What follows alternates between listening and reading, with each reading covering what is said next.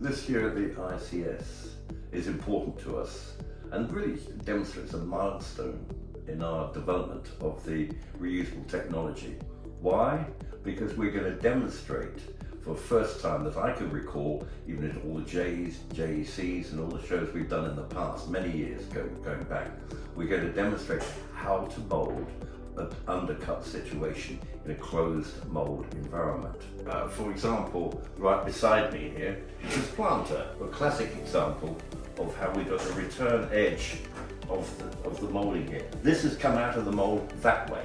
Therefore, the mould that makes this part has to be removed first before we can remove this from the mould. It really is quite difficult to even conceive doing that in light RTM or RTM. Not impossible, but probably wouldn't be viable as a viable process in hand lay or in fusion moulding.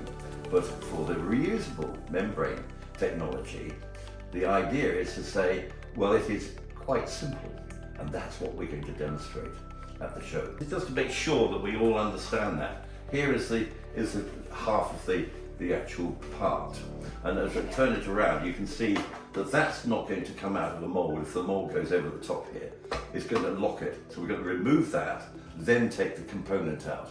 But how do you make the mould that makes the inner piece get in there? And that's why we use a reusable vacuum membrane, which is flexible enough to fit in all these difficult geometry and these undercut situations.